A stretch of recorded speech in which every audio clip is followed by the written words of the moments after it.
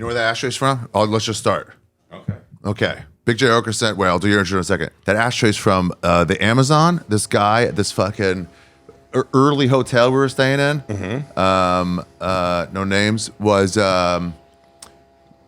making it out of a can. Yeah. He made it out of a can. He goes, look, and then he did fire dancing, but he was new to fire dancing.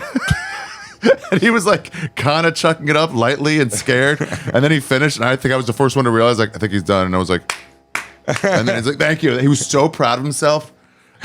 Oh, you couldn't believe he did it? Yeah. Oh, I call that one. he felt his eyebrows were still there. Like, holy shit. Where you been and where you going? This is Ari's travel show, yeah. We're gonna talk about travel today. It's You Be Trippin, yeah.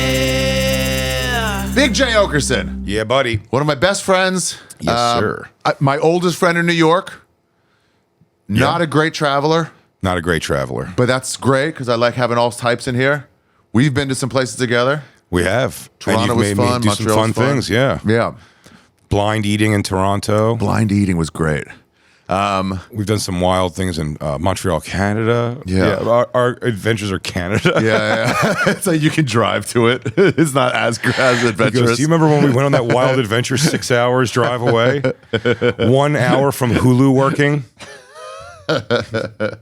But this one is very far away. Jay, you know from his podcast, Legion of Skanks, SDR show, The Bonfire, which is not a podcast, it's a radio show. Radio show. With Bobby Kelly, who will be on here Also too. available, though, as a podcast.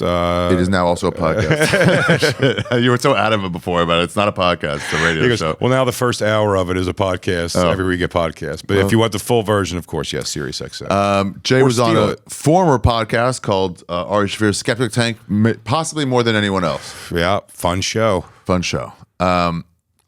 Jay, where are you taking us today? What are you going to tell us about? I'm telling you about my trip to South Africa, Cape Town Comedy Festival. It's wild that you went there. In That you South go Africa. fucking nowhere, Nowhere, and then I you know. went the furthest. Yeah, it was, the leading up to it Yeah. was so bad. One, I was excited to go, but the only other comic from America, or the two other comics that were going from America, were Todd Lynn, who the late Todd Lynn, Light blind dead. not blind yet, Oh. probably had diabetes already. He could have had it from fat or black. Yeah, you never know. You never know with him. Never know. You just didn't know. Wonky arm and just an all around terrible, terrible personality.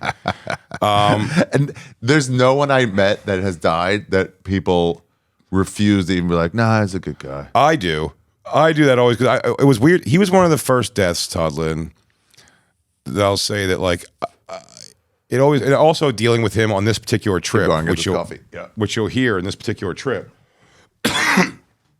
is being able to, and I've always loved this. This is why I always thought like barbecues were great.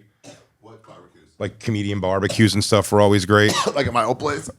Yes, because it gets people out of their judgmental like comedy world. Yeah. Do you know what I mean? And they start just like becoming dudes talking about football or whatever, growing up in whatever city and the games used to play. You know what I mean? Like you stopped going like, oh, this guy never puts me on his shows at his thing. Those things were important. And me and Todd did have that in South Africa. Really? Interestingly That enough. is the cool thing about comedy festivals. You do have to be like, we're just in this together. And the Nasty Show in Montreal was like, it's 2 weeks. You're a team. Yeah. You're a team. And like you're in People this who thing you together. later ended up online fighting with. Where at the time we're like, this is great. It's just us guys right now. And the other comic from America who was going was Al Lubell, Alabama. who by this point seemed to have already cracked. And I really don't mean that in a mean way, but Al Lubell was like a dapper, very handsome, very funny. Curly haired one? Yeah, very funny comic when he was younger. David Letterman, like A lot of people said he was their favorite. and over. Yeah. I mean, he was a suit comic, you know what I mean? Yeah. But just like I said, like a handsome guy, kind of had it together, and like, and then he just became like a long hair, like he almost looked homeless. It was just a Long-haired weird hippie switch people. he did. Yeah, I don't know, but I don't know if something happened or what. But either way, he was the other guy going, and no disrespect to his comment, very funny guy. it's just these two people, Todd and Alu Bell. You're like, damn, dude, not like one friend, Kurt Metzger or not something. the same style as you in any way, No. comedy wise. Probably Todd Lynn was probably closer to your style. Yes. Yeah. I worked with Todd Lynn often in the city. That's why I knew he had a bad personality. My interaction with Todd Lynn, first time ever when I met him, was me and Dean Edwards met at the Black Comedy Club in Philly, the Laugh House, before I ever really came to New York. Yeah. And I said something to Dean. Dean had a joke where he mentions West Side Story. Yeah. And sings like a tune to one of the songs of it or something. It wasn't the same concept as my joke. In my joke where I mentioned West Side Story, I also sing a thing at the end, like learning how to fight from watching West Side Story. They weren't the same joke at all. We both mention West Side Story and both sing a different part of it, like a different song part. And he was cool about the tiny overlap? I brought it up to him that I said this thing. This is to Dean Edwards. Oh, okay. I'm telling you. And so we had already had this thing. It's like, oh yeah, those things aren't alike at all. Yeah. And I was like, oh, good, thanks. Because I'm like, this No guy's drama, clearly great. higher than me. No, I mean, if he was like, yeah, it's kind of close, I would have just had to get rid of my thing. But it's good. Like, hey, no drama. Great. Perfect. Yeah. And I went to go do this black show one day in New York when I first started coming to New York at a place called La Bar Bat on 57th Street. It doesn't exist anymore, but they would do an after work comedy show hosted by Town. It was a black comedy show. It was all like, this is like the black people in sweaters and suits after work. Yeah. Again, they're there to hook up, meet chicks, and fuck. Yeah. Comedy is happening very in the background. They love talent because he was famous in that world. And, whoever else went there, good comics, like who was Donnell Rawlings. These guys would go up there and murder because they knew how to like get that crowd. Do that room, yeah. I didn't have the forward punch to like really do that good on that. But, I was doing it and I'm like, oh, well, my last bit where I sing the song will do good. You know what I mean? And I did it, and it gets interrupted by a voice going, yo, that's my roommate's joke. That's my roommate's joke, motherfucker. That's my. And I'm like, You dancing? And I'm like, what? You dancing? I was singing the West Side Story song, yeah. Yeah. And I'm like, what? He's like, that's my roommate's joke. I'm like, this fucking guy, whatever, half cocked like way, in a black room, yeah. cocked way I get out. Trying of to it. sound sort of tough. I just get off stage and I go over and I'm like, who is that? You know what I mean? And I'm like, who's this guy? Good. I'm high. I was like, do you want? I'm like, what's the problem, man? And he's like, my roommate. He's like, Dean Edwards, man. That's his joke you took. And I was like, I actually spoke to Dean Edwards in Philadelphia, and we discussed these jokes, and he said he had no problem. That's my first. Actually, sir, you are incorrect. Yeah. Let me hit you with some I'm reason. sure it's how it sounded, for sure. No, okay. Are you ready to listen to reason now?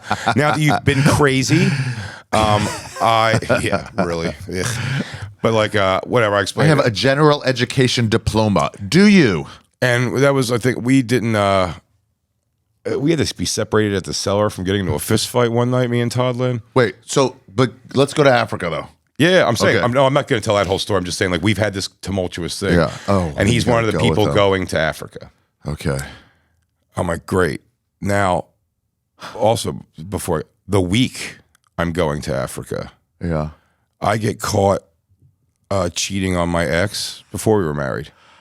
So bad. My daughter was young. She was a baby still. So bad. Is this when I met you? Maybe. No, it was a little after this, I think. No, it was after. This was before I met you. Yeah, for sure. Okay. And I met you when you were like, well, go ahead. what was it? Go ahead. I remember, and you were like, yeah, my chick caught me cheating, and it was bad. She's really mad, and then she was Might- like so it might be trying to shortly after forgive me. that. It might be. She It was was probably like after that. trying to forgive me, and she's like, well, just promise me you'll never do it again. And you were going, it's the first can't- time in my life I realized I was definitely going to do it again. So I was like, I can't promise you that. That was that And trip. She was like, what? What are you talking about? And you were like, so honest, like, yeah, I'd love to say I'm not going to do that again, but I think I'm going to do it I again. think I'm probably going to do it again. Yeah. I couldn't believe this guy. so I was like, you told her that? He goes, well, that's she didn't take it that's well. this no. trip ultimately. Wow. Okay. Um, oh, yes. Yeah. I met you shortly after this. You were telling me about this trip. Absolutely. Yeah, because it didn't go good. Wow. So I get caught really, really bad. Okay. And I feel How? fucking terrible. I'm one night, so that girl, Yeah. the side girl, I did. She had, for the first time ever, seen in my phone that her name was in there as like just like a guy, like Larry or something like weird, like a Larry. Doesn't even make any sense. But that didn't make her feel great. And she was like, "What the hell is that?" And I was like, "What?" I was like, "Oh, I said the first night I ever got your number, I didn't remember your name, and I knew it started with an L, so I just place held it as Larry." It was such a bad. Whatever. As if she was just born today. As if she had never met any man. She didn't buy it. Yeah. Needless to say, she didn't buy that. This girl. So I'm trying to, in so many ways, like, what? I'm just young, dumb as shit. Maybe like 24 at the time, 25. Yeah. And I'm like, what? I'm like, I don't know what you mean. And I go, I'll prove to you so much how I'm not doing that to hide your number from somebody. Yeah. From my kid's mom. You know what I mean? I say is not my girlfriend. Okay. I put her name in as her first name, my last name. Oh. Just like, look, that's how little I'm worried about this.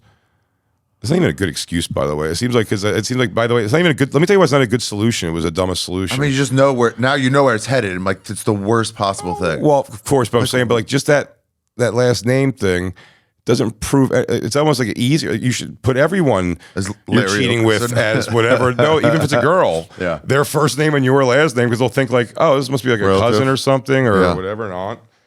Who knows? You wouldn't think twice about it. Mm-hmm. But my long-term, so that night I go home and Your aunt, Las Vegas stripper. yeah.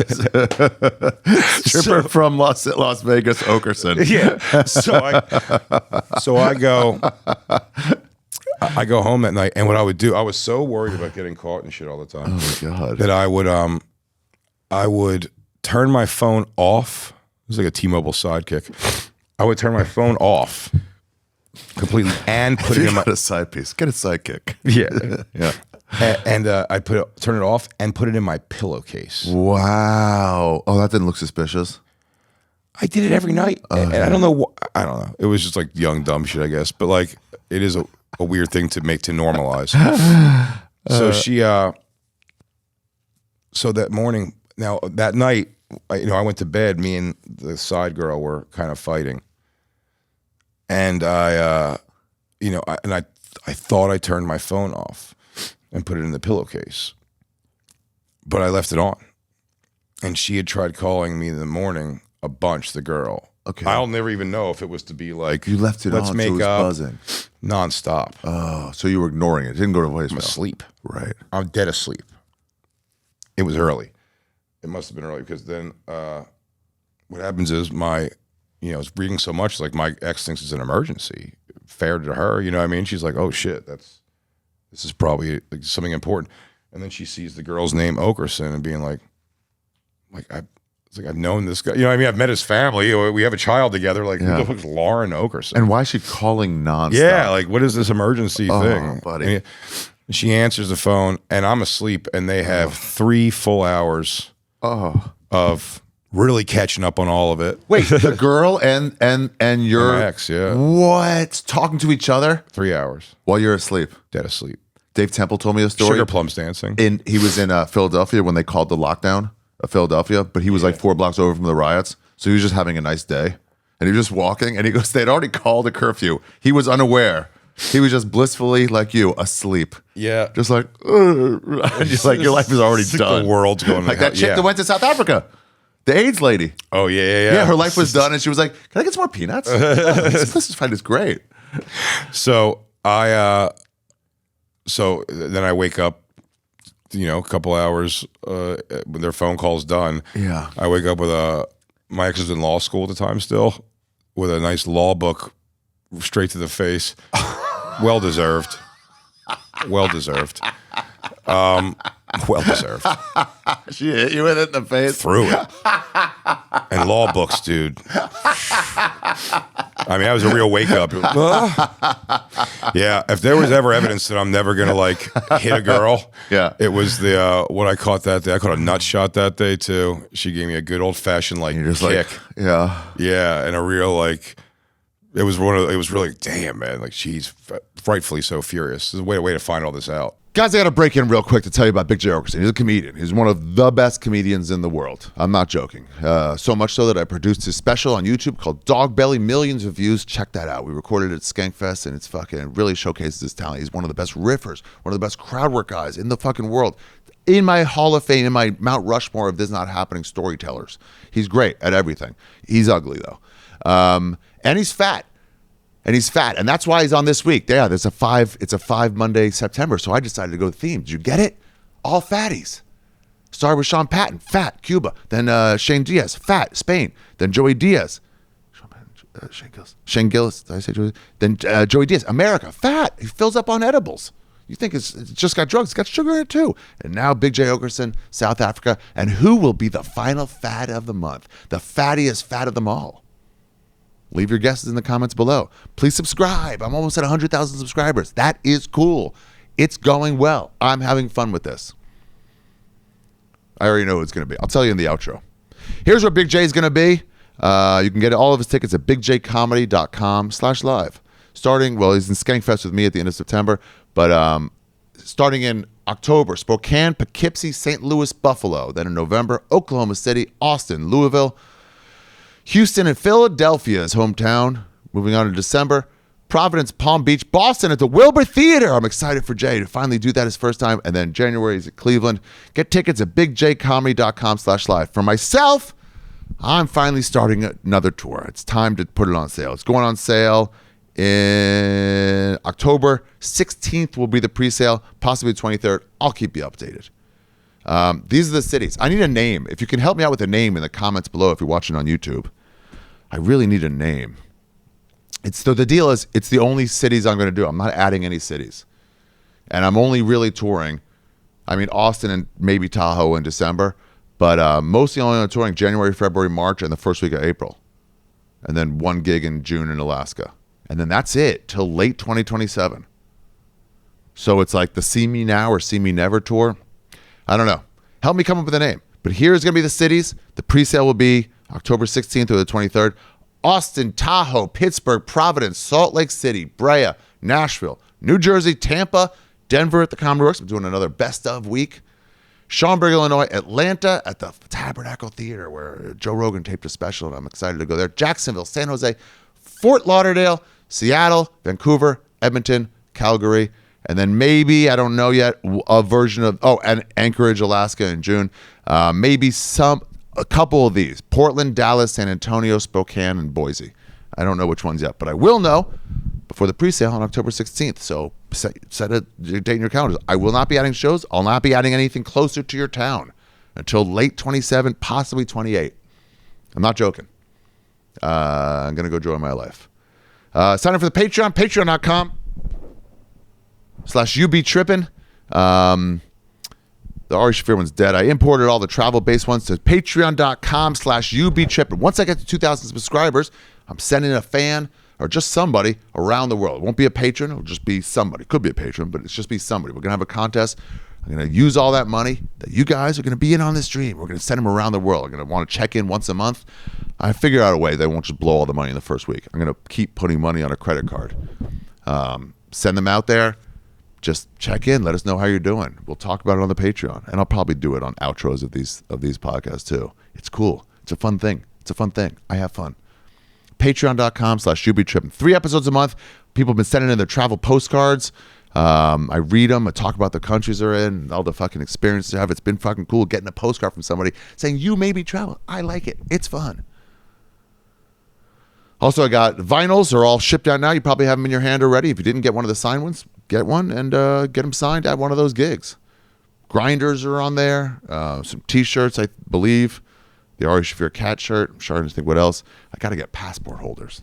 A good idea. Anyway, that's it. Let's get back to the episode. Please subscribe. Please leave a comment for the algorithm. Things are going great.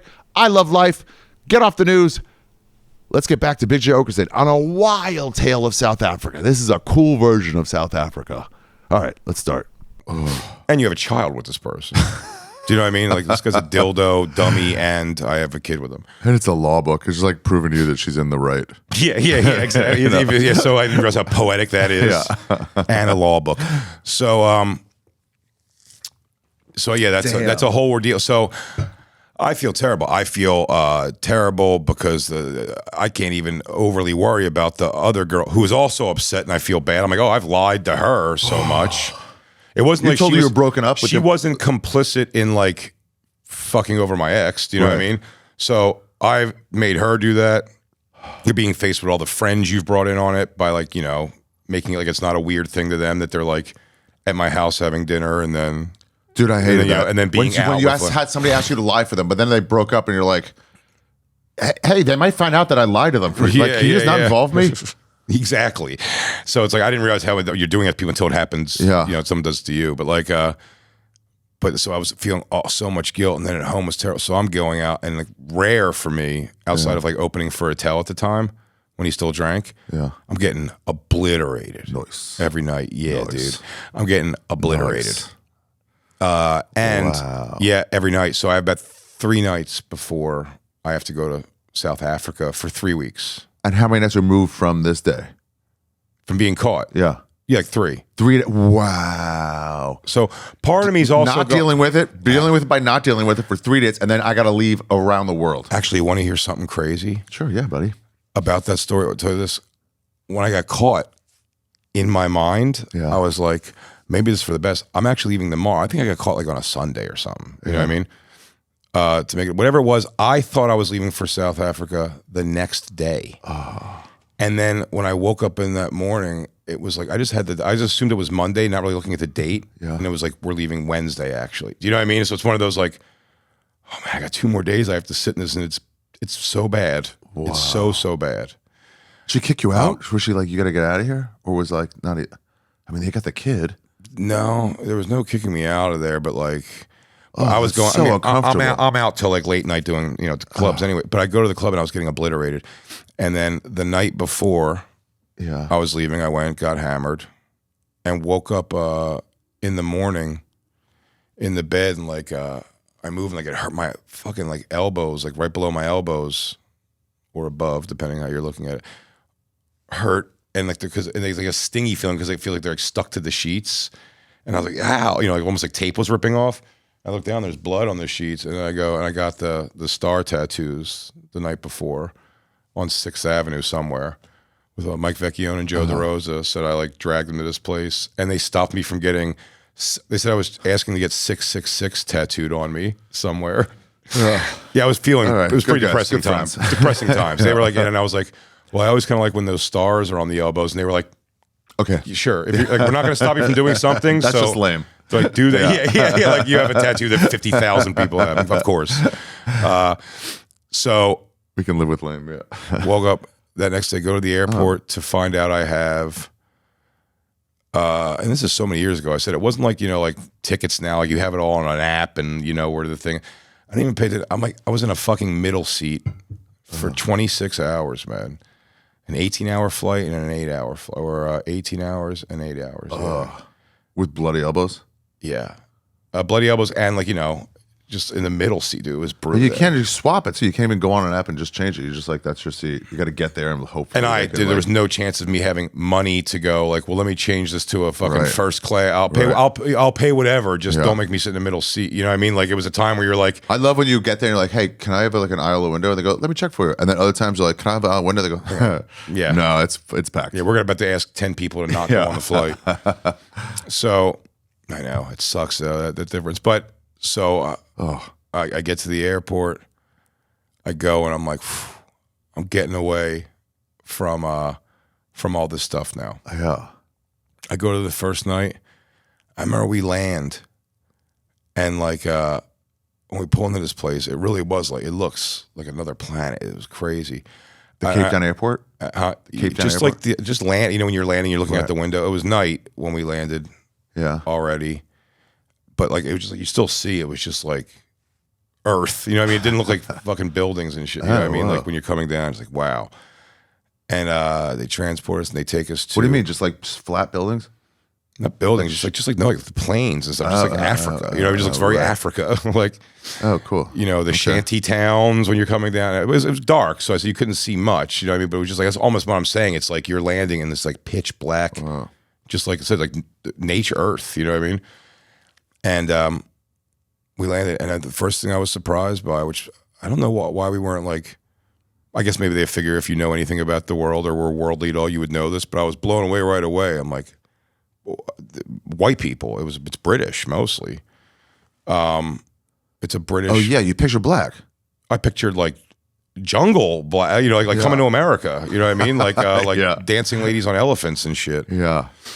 Which by the way, I made that joke to Todd Lynn. Yeah. When we landed, and he told it on stage every night. What? Yeah. That was pretty weird. I made that joke because I did the thing where I made him laugh over because I was doing like the Coming to America dance thing, and I'm like, nah, just a bunch of British white people. And then he does that. Wow. Yeah, but he so we land and we go, and I said, I'm going through all this shit at home, but I will say just these moments like we drive into the Table Bay Hotel. Yeah. How far away from the airport was it? How far did you have to drive? I don't remember. Was it dangerous? No. Okay. No, they were pointing out they were like some strange things. I thought they were like during the day. They said specifically during the days, like during the days you should go they didn't say safari, but it's so because that would be so shitty to say because it's basically what they're saying though. They go they do tour buses that go through the ghetto, but they're called the townships. Yeah. They go through the townships, and that's like where that's the place where first of all, they call the people who live there the colored because I think they're like discarded half black, half white, and they call it colored. I think that's what Trevor Noah ultimately says, like his thing is. They call them colored. That's not full black. Oh. Like dark black is colored. Black. It's very bizarre, but that's the people who live in at least in Cape Town. Uh-huh. That's the people who live like in the houses that like are made of like shit and garbage and like, you know, discarded newspapers. District 9, whatever it's called. Yeah. Yes, absolutely. So that was Joburg, which is like not crazy far from there either. Oh, okay. But like, oh yeah, that was South Africa anyway. Mm-hmm. Oh, right. We get to Table Bay Hotel, like resort, I guess, which is, I forget what they're called, but maybe this is different now, but it was like, this is one of like the 10 most elite like hotels in the globe. They put you up with that? That's where they put you up. This changed the next year, actually, apparently. Whatever we did. You were responsible for like, I heard the Cape Town Festival was no longer Table Bay Mountain Hotel. Yeah. Oh, yeah. Table Bay Mountain Hotel? Or no, Table Bay Hotel, I think. West Quay, Victoria? No. Yep. That one? I'm sure. Oh, yeah, Victoria. Nope. It's not it. Is it it? No, is it? I mean, it looks like it could be. Is that? Yeah. Then it's definitely right there. Yeah. Zoom in. Where it was again? Yeah. Okay. Yeah. Protected. This fucking place. It's wild, man. Yeah, take a look.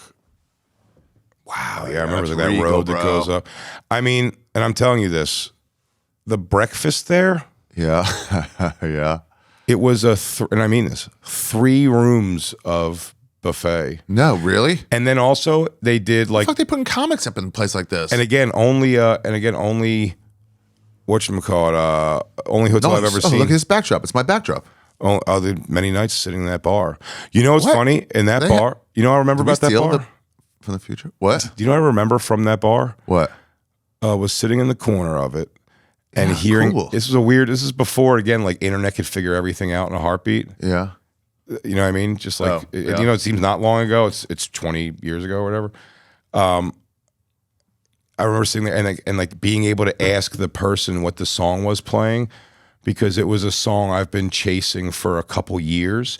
It used to play in the showroom. It was this guy's personal mix who'd play in the front bar at Caroline's Comedy Club. Yeah. And when he stopped working there, that guy, I never asked him who that was. You could never just get it. The song is Whispering Wind by Moby. How's it go? How funny is it? It's instrumental. It's very and you found it here? Found it at that. That's your big souvenir from South Africa. At that bar. This looks awesome. I can't believe they would ever send a comedian up in anything nice. Hi, everybody. Today's episode of You Be Trippin is brought to you by Shopify.com. Whatever you're selling online, Shopify will help you set up your online platform. What I'm selling is souls. Yeah, your mortal soul. All over New York, people are failing morally, and I buy their souls cheap and I sell them high. I sell them to believers. Yeah, you think, well, I don't need a soul. That's right. I'm not going to disagree with you. I'm not going to be there when you get into heaven and they go, where's your soul? And you go, I should have it. You go, no, I sold it to Ari. And they go, oh, what? They're like, yeah, it seems like you sold it to Ari. I'm like, oh, did the sale go through? Like, yeah, Shopify got the sale to go through. Sign up for your $1 per month trial period right now at shopify.com/trippin, all lowercase. If you're out there and you've lost your humanity, sell me your soul. I buy low and I sell high. Shopify helps me do that. Oh, I hope I do get up there. If they go like, oh, Ari, your soul is not so clean. You've made bad jokes. You've done, put things in your friends' drinks. I'm like, oh, damn. I can't get in with my soul? They're like, no. I'm like, how about 7 other souls?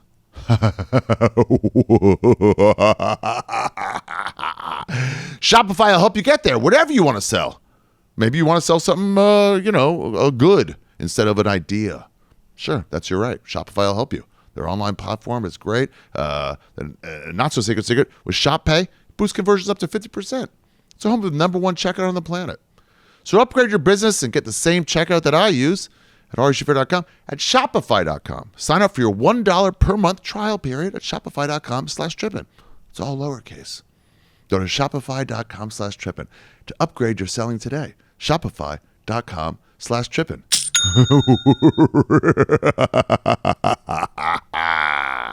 Today's episode of You Be Trippin is brought to you by Public Rec. Guys, you got to picture yourself a pair of sweatpants you can go outside with and look stylish, but also comfortable. Yeah, that's the key.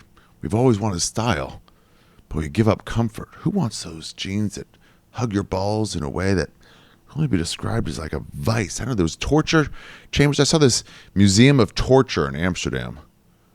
All these different ways to torture people. One was sitting on a pyramid naked to get right up your butthole, and they pull your legs down, ripping you apart. Another one was a coffin of nails, and they'd close it. It wouldn't go all the way through. It would just go enough to make you bleed and hurt. Another one was a giant calf you got into, and then they'd light a fire underneath it. The guy who made the calf, they killed him.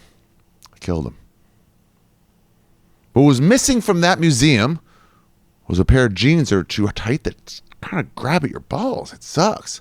Well, don't worry, because Public Rec's got you covered. They're stylish, guys. They're stylish. Look at the day makers from Public Rec. They're the best. Whether you need clothes for the work week, the weekend, travel days, or golf days.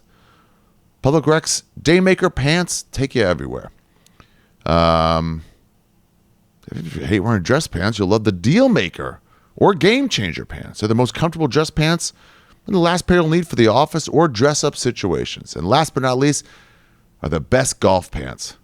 The golf pants, flexible enough to give you a few more yards off the tee box. Perfect pants for the bigger guys out there, like Bert.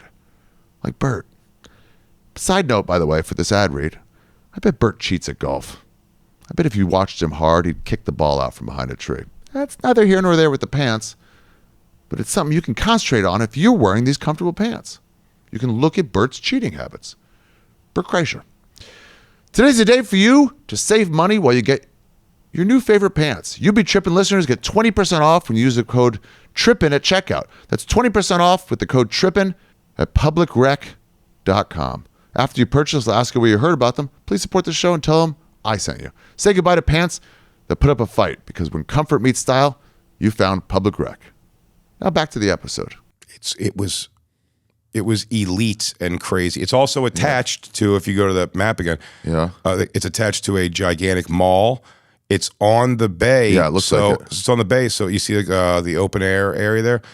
Like all down by those like piers and shit. It's just when you go, it's exactly what you're hoping. It's like steel drum playing and little shops of people making like real art stuff. It was what do you mean? Like African? Yeah. Whoa, cool. Wait, so what were they making?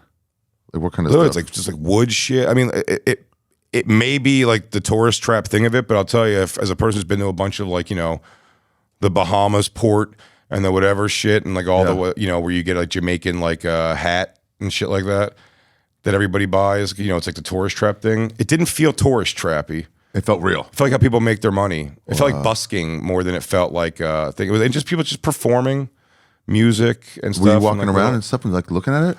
So the first night I got there, Yeah. that's why I said this place was so amazing. I opened the window. I opened the window of the hotel, and like my room happened to have a view of Table Mountain, which if you could bring up that, you probably should. It's one of the 9 natural wonders of the world. This Really? mountain, yeah. What? Table Mountain. It's so.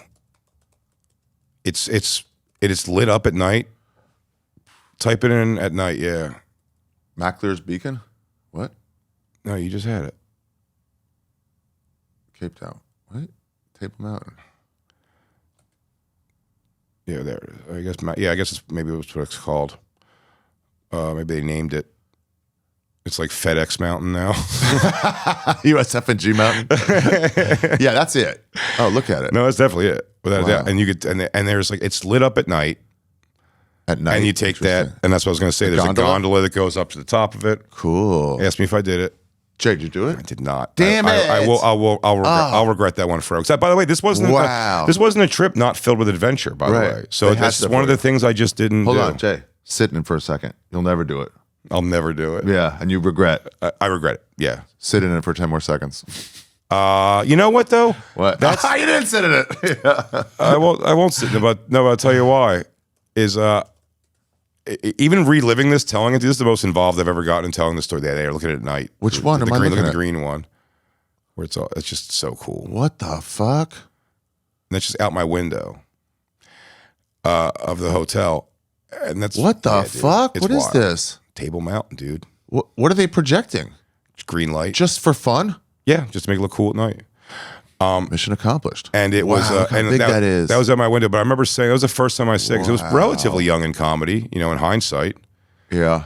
And I remember looking at the window and saying, I was like, wow, man, this is like I'm here because of telling dick jokes. And by the way, 7-year in comedy dick joke. You know what I mean? Yeah. Like not even like that long in it yet. So like, I was blown away by that. But I was saying this, I wouldn't say it's a lost cause. I say because, again, picking the right kind of travel, Yeah. the most comfortable possible travel, if I had the money for it one day, to go back there and stay at Table Mountain just for like a complete, like, maybe do shows, but I'm saying more just to go like take Christine and go like, yeah, we should go to the top of this mountain. Because what I'll tell you here in a few minutes is like the stuff I saw out there was pretty wild. Yeah. Here's some reviews of the gondola on the tabletop mountain. Please. The cable car is amazingly smooth ride. I wasn't an overly windy day, and the rotating floor allows everyone to get a full. Wow. Wait, the floor rotates? Wow. So you never get a bad seat. Damn. You gotta be so high, I can't even see. That would be wicked. Table Number Mountain. 1 out of 14 things to do in Cape Town. Number 1. Wow. Wow. Get out of here, ads. Number 1. Wow, look at that view. You're that far up there. Yeah. It's nuts. Easily the city's most recognizable landmark, Table Mountain. Flowers that go away. It's one of the 9 natural wonders. That mountain. Yeah. Wow. Oh yeah. No, that's what I was saying. It's why it's such a thing. It's like it's one of the 9 natural wonders of the world. Wow. And you watch it every night. That view looks crazy with the green on it. It's crazy. Yeah. It was, and I plugged in my Xbox and it worked. And No. And I start no, just this is good for this Okay. night, man. Let me tell you, I didn't play a lot of video games there at all. Okay. I'm just saying that first night I hooked up and it worked, and I laid on that bed, and I started playing Madden, and it was just like you got to remember, I've just been on a 26-hour middle flight. It was a very miserable flight. Yeah. Very, very miserable, uncomfortable. Also, plenty of time you're sitting there alone in a middle seat to think about the shit that I've left in the wake back home. Oh yeah. Nothing's resolved at home. Nothing. I'm just away from it now for 3 weeks. And so I go back to, so I go back. So I'm just enjoying. I'm like, you know what? I can get away from all this tonight. Then the next day, like the bummer starts like setting in, like right away. And this is what I will say about the whole thing is Todd Lynn, Yeah. for the remainder of this trip before you'll see what the change comes in this trip, but for the first week and a half, 2 weeks of this trip, 100% of the days he would come into my room in the morning and knock on the door and be like, come on, man, let's go outside and walk around that nice. open air market. Let's go get breakfast, man. Let's go. Because you knew you were going through it? Oh, yeah. I told him the whole story, and he was like, you're not just going to sit in the room and be fucking, like, come on, let's go do something. Just me and him. Yeah, right? That's what I'm saying. You have these, like, moments that are like, it's like he's a real person there. You're like, okay, he's dropping the, like, I'm this guy in comedy. I'm the mean motherfucker everybody hates, and just like, shit, dude, that's a crazy situation. And he's like, yeah, well, don't just you're going to kill yourself in a room. He's like, don't just sit here like and be depressed. Like, come on. I mean, good advice though. Oh yeah. Because also like you can't do shit about it. You can't even call. Can you even call? Calling cards. Wow. So it's like you can't really correct it. It's just like these might be your last days on earth. Like, you may as well enjoy it. This is so great that this story, I don't know, I didn't even think about it when I said we would tell this story. It ties in to one of my stories in on This Is Not Happening. Really? Yeah. Which You'll one? remember how, and I'll tell you when I get to the thing. Okay, yeah. Good thing we told all this shit going on at home, because that is important to this. So, and Todd Lynn, takes me every night, and we do some crazy shit. Now, here's what I thought. Just like just stuff you see. I mean, you see like loose monkeys are just like in like crossing the street when you're driving. You know what I mean? Like it's pretty weird. We're just you just going getting the food. Who was driving? A driver. The driver. Yeah. Okay. Now, funny you bring that up. The first night of shows, we all meet up in the lobby to get in the transport. They're going to take us over to do the nasty show at this festival. Names I remember: Ben Norris is a comic from England, London. He looked to me exactly like Chris Martin from Coldplay and dressed like him too. He was out there really enjoying himself, and I mean just like partying, you know what I mean, like drinking and having fun. Yeah. Because he had, and I don't know if he had them already or if he was going home to very shortly have triplets born, and that's a lot. Damn. So I think you're both going back to some crazy shit. Just had him when he had it, or she was going to give birth shortly after he gave back. It was one of those two. I don't remember. One of the most hilarious long-term things that came out of that, to insane, like where he's at and what he's become. And where was Jim Jefferies was out there, but this is Jim Jefferies lived in. He had never been to America yet, ever. Wow. He was an Australian comic that was making a little bit of like headway in London now. Him and Steve Hughes, his best friend at the time. And so I met Jim out there, and all of a sudden, the first night, we're all getting to know each other, shooting the shit, and having a good time, talking in this transport. It's a little bit of a drive to the venue, I remember. And George is our driver. George is a mild-mannered black guy, very sweet, you know what I mean, over laughy and just like, you know, happy-go-lucky guy. And Todd. Who? The driver guy? The driver, George. Yeah. Todd. How do you remember his name? Todd Lynn. Like 3 weeks of like talking to him every day. Also, he's a very interesting guy. Years ago. Very interesting guy. Yeah. Because it was so many. No, it was more than that. It was fucking 15, maybe 13. Like 15. Oh, right. It was right. 15 right, easy. Yeah. 15 easy. Wow. It's wild. So, I go. Where was I at? I'm sorry. Georgia driver. Yeah, George driver. We're driving to the venue, and while we're driving, Todd Lynn's in the back, and I think I make a joke because Todd just ain't talking to nobody. He's just like looking out the window, and everyone's talking except Todd. Yeah. And Todd is the only black person. Oh no, I'm sorry, no, Luis Gola. Oh yeah, also there. Yeah, oh, that guy rules. Yeah, he's great. That's why I've always stayed kind of like friendly with him, like when I see him and stuff. You know him from South Africa. Yeah. Wow. I know from Switzerland. Yeah, that's funny. Yeah. Yeah. But so he was on there too. He didn't say anything about this either. But Todd's in the back, and I go, "Sorry guys." I go, "Todd's he's just like the angry guy. Like you'll get to love him in a day or two, like playfully." Yeah. And I think it was Jim Jefferies or something. It was like, "Why are you so angry?" He goes, "Why am I angry? Because I'm a black man living in America. That's why I'm mad." And everybody in that transport got weirdly uncomfortable. I didn't get uncomfortable. I was uncomfortable more in how uncomfortable they got, just thinking I was like, man, what a bad first impression. I wasn't thinking. Wait. The whole ride, he was thinking about his blackness. That's who was standing out the window thinking about his blackness the whole time. Oh, yeah, that was the cooking the drama. whole time. Yeah, He had a that's the meltdown in drama. his head, and then he was like waiting for someone to say something. He was It's like, I should be wild. this, I should do, yeah. It's wild. So then I'm a black man Yeah. living in America. That's why. And then we stop at a gas station, and George gets out. This is South Africa. George gets out, Todd gets out, and a couple of, I don't remember who. But I Yeah. remember it was Jim Jefferies and that Ben Norris were both still in the car with me when I was like, when you get out, I was like, sorry about Todd, guys. I'm genuinely like, he's an all right guy. And they go, no, mate, it's just like fucking weird to say I'm angry because I'm a black man living in America when I'm like, George was like 11 years ago was still technically like a slave. It's like apartheid ended here 11 years. 11 when we were there. Yeah. So you could do the math on the, I guess how old I was in that way. Yeah. It was 11 years removed from apartheid. Wow. So, and I was like, oh yeah. I'm like, fuck, that's right. I'm like, that's like It's so much worse. 1990. So this was 2001. Could have been that early. So they were wrong about how many years it was. It was Yeah. this is probably 2007. Oh, it went into effect. Yeah, okay. But whatever. I'm just Yeah, saying anyway, the point yeah. is like it was like they were like whatever if it's under 100 years ago. Yeah, it's right, like, right. it's They pretty remember fresh is the there. point. Yeah, Yeah. yeah. They remember And like this guy's like, I have it tough. And you're like, shut the crazy. fuck up. Crazy. Yeah. So that was the first impression. Are you out of Todd your made. mind? They cut my finger off.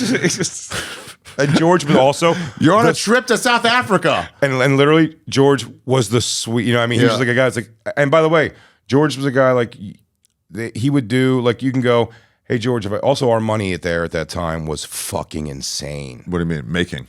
No, not what we were making. What we were making was fine. Oh, that's 13-1. so everything was cheap. 13-1 of our dollars. Wow. Europe, the Yeah. quid, I guess, wherever you called it. The euro. Well, yeah, but that's what I like. The quid? Jim Jefferies always called it quid. Yeah. Whatever that was like 20 something to one. It was wild. So I started having like a good time in South Africa because I'm going to the bar every night. Like down the pier, there's a bar, and like me and Jim Jefferies would go, and you could become the hero of the bar because, and I mean this, did this multiple times. You buy a round for the bar, Really? $50, What? $50, And you did it. several times. That's so cool. You walk in and he goes, That's so cool. you go, you know what, get it, because some people would know we were the comics and stuff. Yeah. That were saying, and so the few people that knew, now you became like, people were talking about it. It's like, get a, it's like here, and you just go run the card because the card does the automatic transaction. You just get like card, like I mean, nights where we would go out and get hammered, and not buy a round for the bar, Yeah. like $13. Wow. It was crazy. Really? I thought it'd be like close to the same. That's awesome. It's probably changed 1,000 times over. I just went at a good time. Yeah. Oh, so you're living like a fucking king. To some degree, yeah, Nice. you're like feeling good. I'm not killing at any of the shows. I don't remember the shows ever being great. But the whatchamacallit's murdering, Jim Jefferies, Todd Lynn's murdering because they love that there's a black guy, like giving him a little shit. You know what I mean? Oh, right. Jim Jefferies, his story to tell though, got into a multiple day vendetta war with the captain of the national cricket team, Graham Smith. Graham remember Smith, these I want to names. say. I don't want to say his You name. still have this. Graham Smith, I want to say his name was. Well, I'll tell you why. Because they asked me at one point to go when he was at the show the night. I was like, they're like, you should go down and like get a photo op with Graham Smith, and I was like, I don't know who it is. And they were like, they go, no, dude, you should go like take this opportunity. And I was like, okay. I'm just like, why? But I don't want to go down there. I feel like I'm a fool. Like, what am I going down there to meet? Like, Good prank. should I give There's him like nobody. Yeah. should I give him like the, you know, wow, nice to meet you. Should I fake that I know him or something? Yeah. And they go, he's the captain of the national cricket team. I was like, oh. They go, no, go take the picture because he was one of the producers of the festival. They go, yeah, cricket. Anyway. Oh yeah. wow, yeah, look at that. So yep, that's him. So they go, you should go take a picture of him. He goes, it's like, you know, it's like taking a picture with Barry Bonds in America. And I went, well, that's not true. And they go, yes. I go, yes, it is, because you know who Barry Bonds is. I don't know who Graham Smith You've heard is. of baseball. What the fuck's cricket? There's no picture come up when you put this guy and you together. So, yeah, I'm sure of it. Absolutely. Yeah, no way. Yeah, I don't think I took the picture. I don't think I went down. Graham Smith, Big Jay Oakerson. So, that was an interesting thing down there. And then so what's going on while I'm there. I could actually tie this. This ties Someone in. please make some sort of Photoshop of Big J's stats in cricket compared to Graham Smith's his lifetimes. Lifetime stats. Yeah. So, and here's where the tie-in comes. Cricket. Here's Shut where the the tie-in, fuck you up. realize, Yeah. here's where the tie-in comes to. It's not happening. Story. Yeah. So again, this isn't like phones that have your email on it and blah, blah, blah times. This is flip phone using calling cards if you're calling home. So I went to the internet cafe or whatever, at the business center of the hotel, because like once in a while you could spend some money and use the internet. Check your email. Okay. Oh yeah, by the minute. I check my email at one point. It's the girl. The only thing I have is it's the girl who I was, the other girl, the side girl, telling me, she's always so funny too. Like, I think I probably showed that I was jealous one time that she said I don't know if she said she thought Dove Davidoff was funny or hot. Whatever it was, I'm sure I reacted jealous in some way. And she was like, blah, blah, blah. And by the way, I'm going to go fuck Dove Davidoff or something like that. And I was like, I never even asked him if that happened at all because, one, he could. Go for it. Yeah, it's not my business to intervene. So I thought the cooler thing was just I hate that, but you're Okay. I fucked up with everybody. So sure, whatever it takes to get back. Tough to lay down the law right there. Yeah. You're gonna what? So I was like, oh, maybe she did, maybe she didn't. But there's that going on. Can you imagine then, just getting some girl running angrily up to you? It's like, I want to fuck you. You're like, I don't know what happened before this, but all right. And then I get a calling card, and I call to check my messages. Yeah. My phone, your phone messages that are stored up. This is when you type in a code, and it would tell your messages. And from this not happening, you have 19 messages. First message, Wayne, our buddy Wayne Rada, saying that he just flagged and is letting me know that there is an ad on Craigslist, men looking for men, with a naked picture of me, my dinger hanging out, tiny as all hell, fresh out of a shower, just sitting there with my TV credits. The few TV credits I had at the time, I think up to that time, maybe the most was Bad Boys of Comedy, P. Diddy. Yeah. Might have been the biggest thing. Damn, there's no way it's up here anywhere. What? The picture. No, Bobby says he thinks he has it on an old thing. Well, if you recall, when that story ends, what I found out, so it was 19 messages. First one was Wayne telling me. Yeah, go there's ahead. Sorry. The next 18 were dudes. Not 18 different dudes. Not 18 different dudes, but several dudes calling back. Because I guess she's communicating with a few and saying because he's saying things like, well, how come you keep emailing with me, but you won't answer the phone when I call, Bear? But they're hearing my voice when they call the voicemail, so it seems real, Yeah. So so that's what I found. Oh, and then what I found out later to tie it into the This Not Happening story was that what Wayne did was he did get it flagged. He did? Before I even got a chance to see the ad or anything. He did have it flagged. But I found out the hard way that how he got it flagged was he informed all the big dogs in our circle of comedy, the Bobby Kelly, Patrice, Keith. He told all of them to go flag it so it would get pulled down. But everybody flagged it, but they fucking took a picture of it first. And I said, I'm pretty sure when Patrice died, his computer still, if you touched the mouse when it was asleep, and it would the desktop computer, it was a picture of me with my wiener out. It sucked. But I always said to that girl, she never really got full revenge on me. There's no She just made a personal attack for you. There was no real thing she could have done to get back at me other than me and Carla clearly stayed together, got back together. We worked it out. We have a kid, blah, blah, blah. There was no course of action. So my thing, I've always even looked back on that. I'm like, good. If it was today, I'd probably sue her for revenge porn because the way that would circulate right now would be very, very fucking different, though. I'm saying, like, that picture circulating. Yeah. You can't put out a naked picture of somebody anymore. You know what I'm saying? But it also back then. I'm on Team Hurt. That fucking ruled. But back then it would have gone. I'm saying now it would have just been everywhere. She put it on Craigslist. It's like you really can't find it. Yeah. If you can, God bless you. What are you gonna do? You know what I mean? But like the point is like yes. But either way, like I reflect back on it. I was like, you know what though? For the timing, so did you talk to her anymore or no? No, that was the time that it was. Artie Fuqua one time when I was on stage, like a year or two later.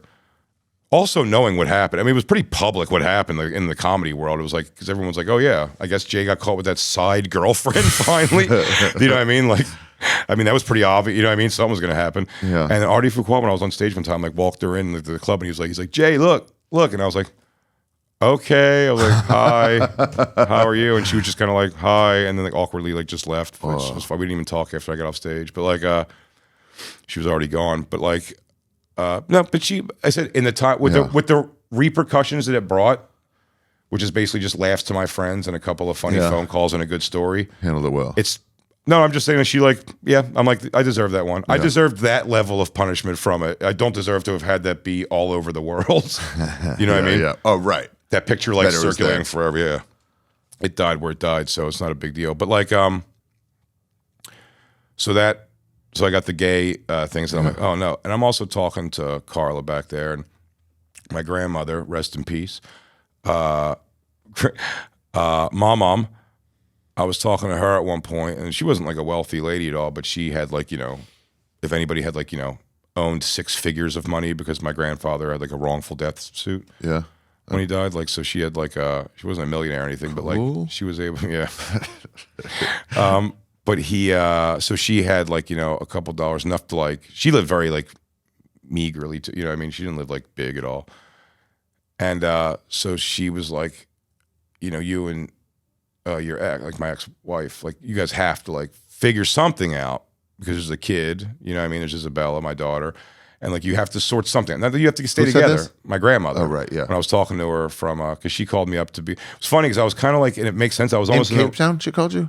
No. Yeah. Wow. I told her like you got to prepare for this. Well, I was in the rhythm, if it makes sense. Like I remember being in the rhythm of like a week and a half or so of like, you know, I don't have to deal with any of this. Like Carla doesn't really want to talk to me even, so it's like I don't have to talk to her. You know what I mean? Almost like it was like I didn't like hook up or anything out there, but like it's almost like pure. How long were you there for? 3 weeks total. 3 weeks. Yeah. Oh yeah, you I mean, pure escapism. So 100%. A week and a half in, I'm not even feeling depressed anymore because I'm just kind of like, well, this is life now for a year. You know what I mean? It's like, that's a whole nightmare going back to. And I called my grandmother one day, and the first time I spoke to her was probably about a week and a half in, and she, when I just heard her voice, like hit me, it was like, "Are you okay?" I think I just started crying. You know what I mean? I was like, "Oh no, it's right. Everything like home soaked back in." And also like I'm like, "Oh, my grandmother also knows." So it's like she knows what's happened. So like my grandmother who loves me and is like, you know, you're a great person always. It's just been, you know, has been informed also. She knows that like I'm not. I've done the same thing my dad did, and I've done the same. You know what I mean? Like whatever. There's that cycle is, you know. Oh wow. But she was just like, that's understandable. But she was just like, "Now, well, you guys have to figure something out. You do have a kid together. You have a kid together, and blah blah blah." So she goes, if she wants to do it, I'm gonna fly Carla, my ex, out there to South Africa. South Africa. You can't afford that. I can't. No. My grandmother said, "I'll do that." Oh, I'll fly her out there. Damn, this lady so you rules. guys could at least, you're away from the world. She goes, you get to solve this without everybody in your ears. You know what I mean? Like just you and her can flush this out. And when I called Carla, I was kind of like, do you want to do this? She was like, you know, I was like, you're coming out here though. Like, look, we have to be like civil immediately because we're sharing a room. We're doing it. You know what I mean? It's like, so this has to be discussed. And like, you know, so we talked a little bit on the phone leading up to it. She came out. When I saw her, I was so thrilled to see her. Really? Oh yeah. It was just like, just a hugger. I mean, look, last time I like saw her, she was like, you know, throwing a fucking book in my face. Yeah. Wow.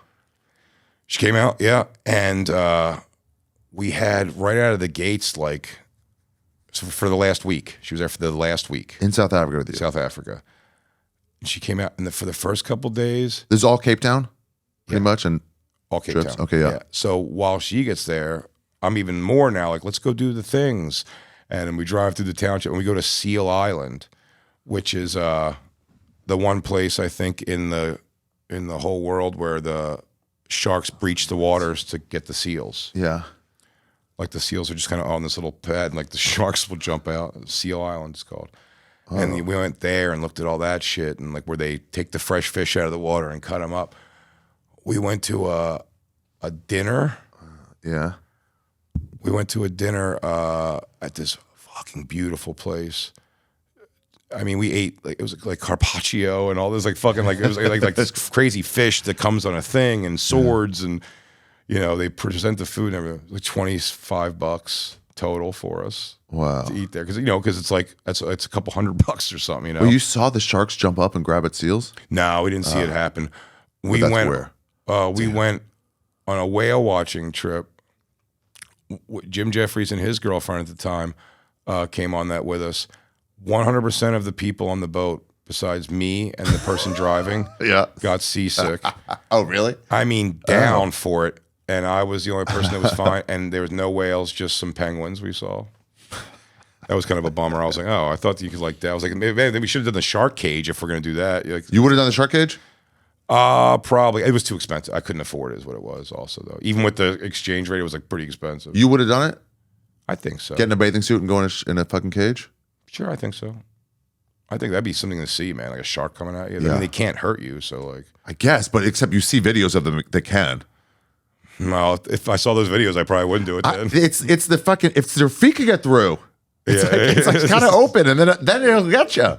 Yeah, if you're How are you trying to put your foot down and it goes through. Yeah. Yeah, the holes are too big. Make those rails tighter. You shouldn't be able to get a toe through. Why are the goddamn holes so big? Fucking mesh. So we went to Cape Point where the two oceans meet and you see it almost, it creates like, it's pretty neat. You walk up these like crazy old steps to get to it. So we're seeing all this cool stuff. We went to a real street fair. Like we went like into like the township areas and bought like gifts for home like that I think were borderline illegal. Like we bought like they weren't even that expensive. That's because the exchange rate was good there. And you could barter. Angelo Sarakis, you know who he is? Yeah, the Greek guy? Yeah. He was out there also. And I met him out there. He was doing he wasn't doing a nasty show. He was just on the festival too. And I became like, he was a very friendly guy. So we became friendly with him. And he took us to the, yeah, he's a nice guy. Yeah. He took us to this place because he's been there a lot. He travels like that a lot. So he knew how to barter. And like, we got like, for gifts for people, and I'm broke at the time. So multiple ivory chessboards with chess pieces. Ivory. Like illegal for sure. I got like Vecchione, cool, like a couple of those like the wooden mask, but you're just watching them make them like there. Yeah, dude, I love that kind of shit. That was neat. So I was able to, we did all these cool things. And then one night, you gotta get yourself a white wall. One night, like one of the last couple nights we were there, you know, my ex was with me and we go to the bar. I go, oh, watch how cool this is. So around for the whole bar, and we get the bar and we're drinking, we're having a good time. And that good time just devolved that night. That's what I was telling you that night about, like, we started talking about it, like drunkenly, which definitely shouldn't have happened. For his sake, yeah. And it just went insanely terrible. And then, like I said, where that conversation went bad, it was like, are you ready to stop doing this? And I was like, I don't think I am. But I was like, but why don't we both? We could do stuff together maybe and try some like wilder shit. And then she was like, yeah, but like I quickly just discovered like she was just doing that sort of for me. You know what I mean? Like she didn't, I don't think she was really into doing that. You went from hell to vacation to a honeymoon, then to a whatever, back to life. To a breakup, yeah. Back to life. Oh man, that was the other, like talking about another guilt thing that laid on while I was out there. Like she worked at the comic strip at the time. And the comic strip, like she was going there upset as shit because of me. Yeah. You know what I mean? Like it's me, it's my fault. This one's like this. There's no like I can't put any of this on her. Like if she would have done this better, this would, you know, this is like all me. And she's just bummed and sad at work. And work's also her social world. Like she knows all those girls forever. Wait, where'd she work? Comic strip at the time. Oh. And they fucking fired her. Almost in a way of like, well, we can't have her here like crying all the time. And Jay's going to be working here. So, and I was like, then I went to the club, and like I got shitty with the club. Like I cursed the club out. Like, what are you doing? Yeah, dude, it was so bad. That doesn't help me to fire her. They brought her back, I think, but it was just like a weird, like, it was all going so haywire. But no, then we went home, and it was like, look, it was definitely rocky. And I said, and then it just like, years went by. What I'm happy about what we did for sure together, I think, is we raised our dog. You know what I mean? Because that would have been that would have been the difference. I think you guys did bad. But that would have been the difference of what'd you say? I think that's actually the only thing I think you did wrong. He did wrong. I think she came out rotten. But because that was her as a baby and me as a kid. Oh, right. You know what I mean? Like I'm 24, she's 1. It's so retarded that you could actually get even into that situation. So I'm saying, so Isabella was 1, yeah, and me and Carla were like in our super early 20s. So that's what I'm saying. It's a thing where like, how bad that was. I'm so happy like the time it bought Isabella having like her family like together in there, because that was 12 more years almost. Oh, yeah. 11 more years. That I was there till I left, which was still difficult when I left. But I'm saying she at least she had a child. Like most of her school years was coming home to me getting her from the bus, or her mom, or whoever. You know what I mean? Like because South Africa, everyone was together. Yeah, it saved South her Africa. It bought us 11 fucking years of like. By the way, great years, some great years in there. If not for the Black Uprising, none of that would have happened. If it wasn't for the Black Uprising, then that wouldn't have happened. Yeah. It would have just stayed broken up, and your daughter would have had a tougher upbringing. Who knows what she'd be into now? Who the Christ knows? Look at these side effects of a great. I remember in my minute of depression, me and Todd Lynn sitting in a room debating calling prostitutes, and then really having a come to Jesus sitting there talking moment. He goes, "Wait, I think this is where AIDS is from." So let's not dance the most dangerous dance at HQ. You know what I mean? AIDS HQ. All right, Jay, let's wrap this up. Hell yeah. That was a great trip. Okay. I mean, it was a great trip. I kept wanting to go tell me more about South Africa, but this was the fucking trip. It's really with South Africa. It was like what I was going through that, and the things that I said, going through that amazingly terrible time, and then but also like going outside one day and watching a person like make these fucking dolls with like their children also like making them, and like they're just cool. You know what I mean? It's, cool. That was the first time I saw. I went, whatever. You could look this up. Actually, look this up. I'm curious to see. Yeah. Is it Fever Pitch? Is that the Jimmy Fallon? Yeah, Fever Pitch. With Drew Barrymore. Uh-huh. Look up what it was called in other countries. It was a different name. The Perfect Catch. Boom, there it is. That's what it was called out there. I saw it in the thing. I was like, wait, isn't this? Because just came out in the theaters, but I was like, wait, that's the Fallon and Drew Barrymore. Like, that's. I go, it's not called that. Do you know what Groundhog Day was called in Israel? Because they don't have in this they don't have pitching. Right? So they're like, I don't know, make it about something else. In Israel, they don't have the Groundhog Day. Yeah. I'll see you again tomorrow. Really? Yeah. That's a better name. It's not bad. It's not a bad name. Well, thanks for having me, man. It's always so fun. Yeah. You got any travel tips? Travel tips. The most mind changing. No, the dumbest about to say have a lot of cords. You need cords. That's not bad. Prep. That's not bad. It's prep. It's the dumbest prep though. When I started going on tour buses, even the most powerful guy was the guy that goes, "Oh, I have a cord for that. Mm-hmm. Oh, I have the spray or a cream or also, if you get this, the different plugs." It was like, let me just get one of those ahead of time, so you're not stuck. Because by the way, the first time I went to Australia, I plugged my Xbox 360 in, and it exploded. They have like a surge protector on that popped and sparked and made a little flame. It was crazy. So prepared. Okay, not bad. I also asked people about regrets, or if you could tell anybody, but I'll just read these for you. These are your regrets.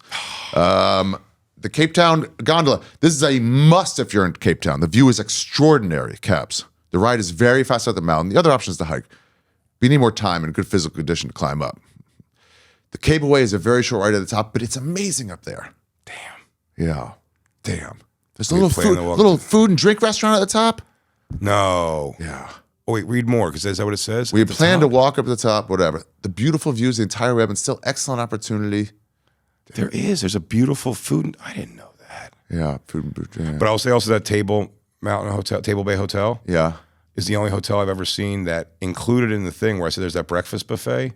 you can go back down. There's like a 5 p.m. like lunch one also. That's like a full meal. And it's just like if you're staying at the hotel, like what? just go in An these- and by the way, afternoon buffet? it's a buffet, but also the menus, but it's included in your stay in the hotel. Is that restaurant's part of your stay? Wow. It was the most amazing. What they had the worst of in the world, TV. Horrible TV. They have their own TVs channels. or bad channels? Okay. Channels. They have a prank show that was called the Sucker Squad. Yeah. And they do pranks that go nowhere. Yeah. And then they look at you and they point at a camera and call you a suckers. So it would be like they'd be like a guy walk up with a trench coat and go like, "Would you like to buy some tea?" And it's like tea bags, and it's like, "Wait, what? Do I want to buy tea?" Like, "Would you like to buy some tea?" And they're like, "Why would I buy tea off the street from you?" And like, "Suckers!" and it wasn't ironic. It was like that was the comedy.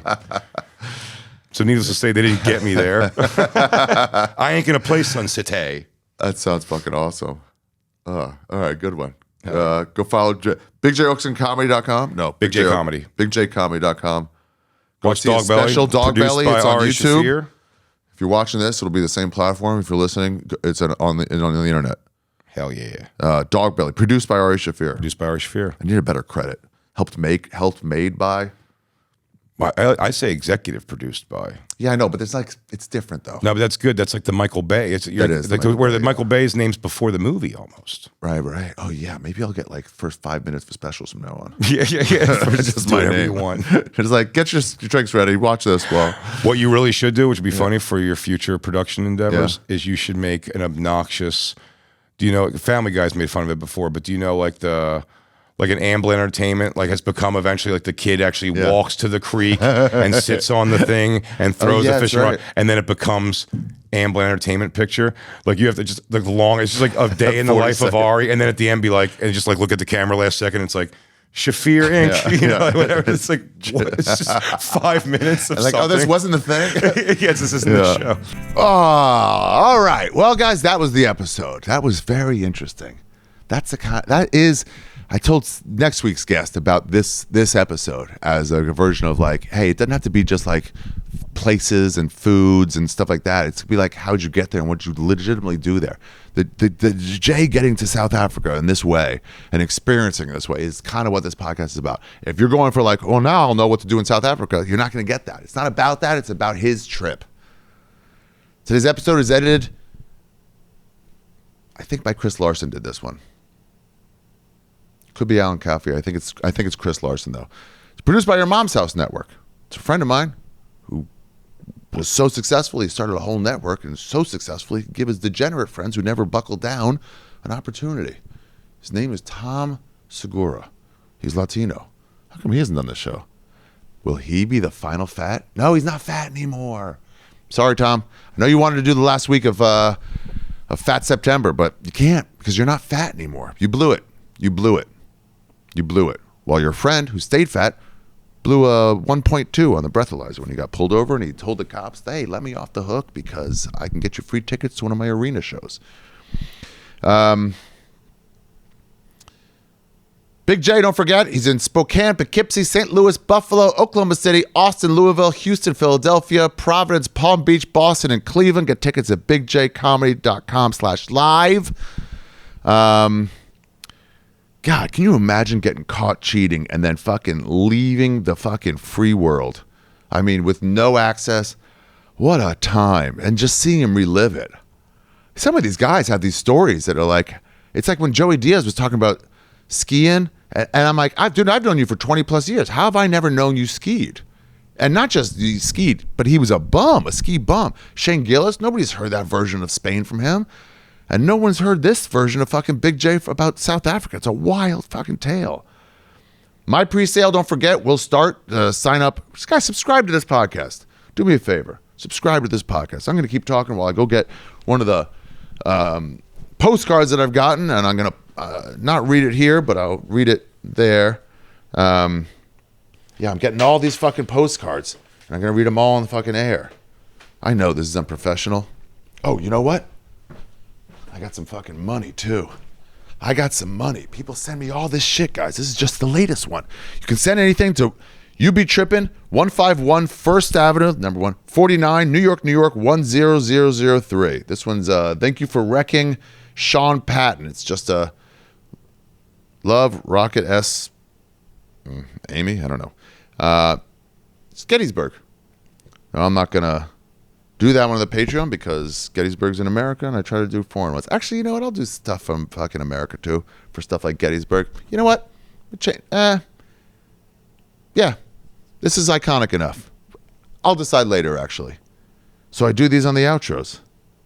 No, I'm sorry. I'll do this on Patreon. Patreon.com/youbetrippin. Let's see here. Let's get a good one.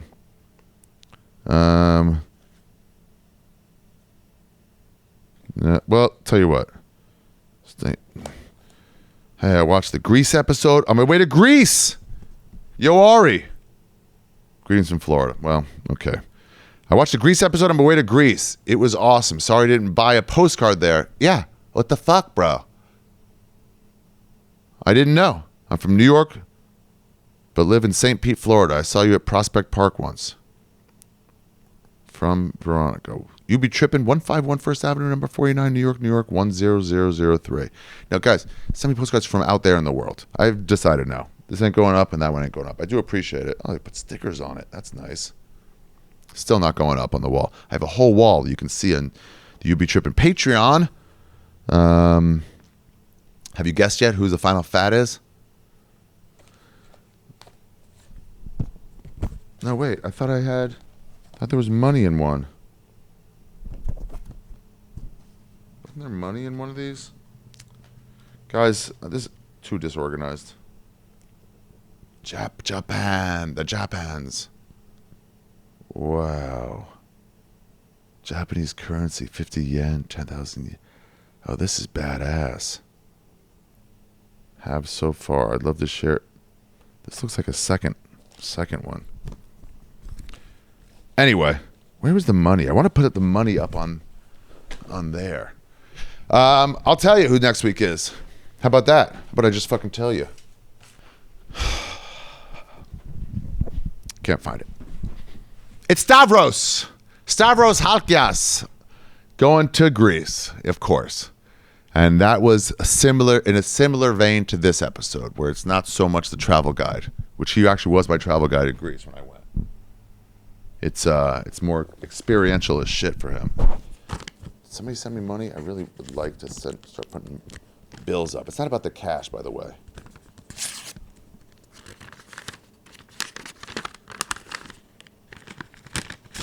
Yes! Yes! Bank of Korea. Oh, badass. Badass. Oh, that's going on that wall. Look at this fucking warrior dude. Look at this fucking warrior dude. Bank of Korea. That is fucking cool. Oh, that's going up on the wall there. Okay, that'll be on the behind the guest's fucking head. Java, and a postcard from Java, the Garden of East Java. That's Indonesia. I know where that is.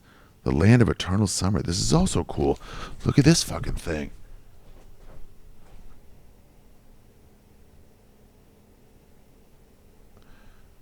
You Be Trippin, 151 First Avenue, number 49, New York, New York, 10003. This warrants reading on the podcast. Ooh, I want to fill up that whole fucking wall with bills from everywhere. Especially places we've been, which means I got to get a Korea episode. Is this north or south? It's got to be south, right? Who's been to South Korea? Anybody? Any comics been to South Korea? Any big names been to South Korea? Please let me know. Oh, leave your fucking guest suggestions in the comments below. They've really helped. I'm trying to get John Ronson on. A great writer and a fucking podcaster. John, if you're listening, we can bank it. I'll put it out when your book comes out.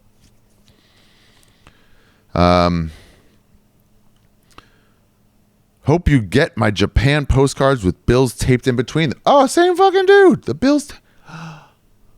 We got a Japan episode coming that I did in Romania. Maybe that'll be soon. I got to get Hamilton Morris, his episode out. I got to get Giulio Gallerati. I got to get Rolf Potts, Marc Gagnon. Soda's got another one coming. We're getting some good ones. Hope you get my Japan postcard. 26/8/24. They sent it weird. Hope you get my Japan postcard with bills taped in between and an Indo postcard together. In between tan Indo postcard together. Love's a bit rude. I was a bit rude. You were an inspiration through your work, jokies of this podcast. What? You were an inspiration through your work, joke, and this podcast. Jokes and this podcast. Central Java was a new experience with the Muslim call to prayer every AM, 5 a.m. every day with multiple something a day. Most of these are easier to read. Derek. I'm trying my best, buddy. We went to a masked human puppet show in the Java at Museum Sonobuduyo, and it was an intimate 150 person room. Performers had a live symphony. Wow, that's fucking cool. I've never been to Java. I've been to Indonesia. I'm looking at it right now. Indonesia is this crazy island country. And it's made up of a bunch of, they know the name of it. It's like 170, and then now it's less. Every kid in Indonesia learns how many islands there are. And then the government, Jacoby, I think his name was. That could be wrong. That's crazy if I remember that. Sold off a bunch to China. So now there's a new number. Every kid learned the same number. Islands in Indonesia. 17,508 islands. Ooh. Indonesia is the largest country made only of islands, with previous census identified between 13,000 and 25,000 islands. Some of the islands go away with the high tide and low tide. 17,508. But I didn't go to Java. I did not go to Java. Damn. I'd like to, because it's different. I went to, started on Bali. Let me get the map out real quick. I'm not going to ask you guys to edit this, but if this were up one of the Patreons, you'd have the map up on screen. You'd have everything on screen. This is definitely going up on the fucking wall in the podcast room. Indonesia. Okay, so I started on Bali. Let's see. Bandung, Indonesia, Central Sulawesi. Where's Bali? Oh, damn, it's down there. Okay. Started on Bali. Where's Java? Is Java to the left? Yeah. Java's the giant one to the left. And that's what Jakarta is. I avoided it. Started on Bali. Then I went to Lombok, which, man, I'd like to say it's my favorite. Everyone was my favorite. I had some great experiences in Lombok. I fucking started a fire over this fucking beautiful, goddamn, I should save this because it's so fucking great. I mean, I'll do this on an episode when somebody interviews me about Indonesia.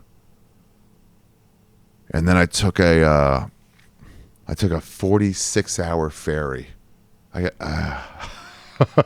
To fucking Flores. I got hoodwinked. I thought it was a fucking 4-hour thing. And it was 46 hours, a bus to a ferry to a long bus, driving all the way through West Nusa Tenggara. Finally ending up on Flores. Where's Flores? Flores there, right near Komodo, and I saw Komodo dragon. God damn, but never went to Java. And each of these things are different because in Indonesia, it starts off really Christian, I believe. Then the middle islands are Hindu, and then it gets Muslim as you go further west. So as you go further east, you cannot find, this might be reversed, you cannot find pork. They won't do it. So baba guling, this like suckling pig, so fucking good. God, Ari, you come with the names. I'll smoke weed in 2 days. You couldn't get it on Flores, on Lombok. You could get it in Bali, and I don't know about over there in Java. Anyway, Plus, I had a live symphony of guys sitting crisscross with stunning women in traditional centuries-old outfits. Some rad masks. Yeah, this sounds fucking so cool. What an experience. I gotta get to Asia. I gotta get back to Asia. Fuck, it's like I'm going through South America now, and it's like I gotta get to Asia. Some dudes barter for princess with some comedic Indo banter. Dudes battle for the princess with some comedic Indo banter. Couldn't understand a word, but so worth it to stumble upon. Love Derek. Derek, buddy, this is a fucking great one. This is going up on the fucking podcast wall, the Patreon wall. This money will now be, I gotta do the fucking warrior side, right? Not. It says there's a Bank of Korea on the other side, but nah, it doesn't matter.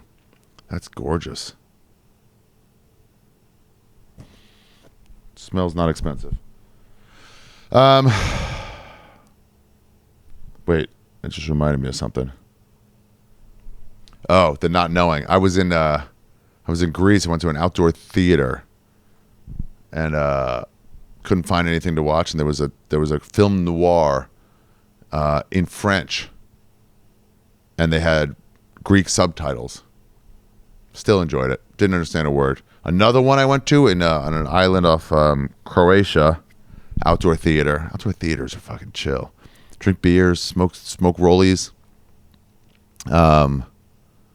It was a cartoon about like ducks flying south, and one duck they left behind. What the fuck movie was that? Anyway, it was in fucking Croatian because they just dubbed the whole thing, so there's not even subtitles. Let's see if I see it. Migration? Yeah, maybe. Migration. I wouldn't know. Saw it out there and it was fucking great. Go to shit, guys. Go to shit you don't understand. You don't have to know the words. You're just experiencing the shit. Anyway, that's the episode. Please hit subscribe. And Chris, sorry for the late fucking extra work to do. Shit. It's Thursday. I gotta upload this shit right now so you can get it done by Friday so we can go out on Monday. This podcast is going great. People ask how your podcast doing. They want to know about numbers or ads, but it's not about that. It's about how fun it is, and it is fun. And now I'm gonna go record a fucking Patreon right now because I'm so fucking juiced off this shit. Patreon.com/You Be Trippin. Guys, until next week with Stavi Baby. Going to Greece. I'll see you next week.